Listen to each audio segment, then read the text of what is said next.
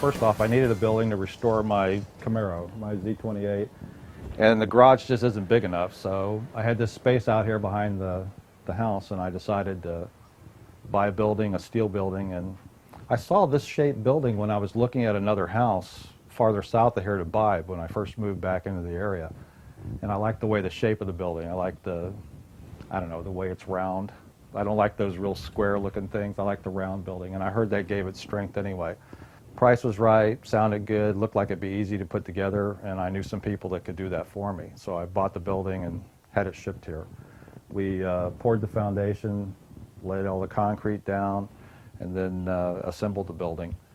It took about, I think, 3 or 4 days, but they weren't in any big hurry to do it, to put the thing together. I ordered insulation with it too at the same time, and that took a little bit of doing, but after a while it got stuck to the ceiling properly and taped, and it keeps the temperature down enormously. In the summer when we were taping it up, we had a hole on one end of it where the tape had come loose, and when you approached that with the summer sun outside in the 90s, it was like a jet blast of hot air coming out of that opening. So the insulation really does a big deal, and it really helps a lot. Also added an air conditioner in the corner over there, an 18,000 BTU unit to keep it cool with the doors closed. The door is an insulated door, 150 mile an hour rated. The building, I think, is 150 mile an hour rated. So it seemed like the right thing to buy at the time to do work on the car.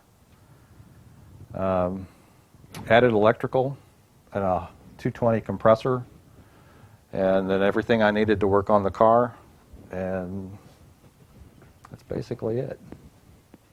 You just never have enough space. All I can say to anybody that would really care about it is go as big as you can, because once you build it, you'll say, gosh, I wish I had more space, and I wish I had more space.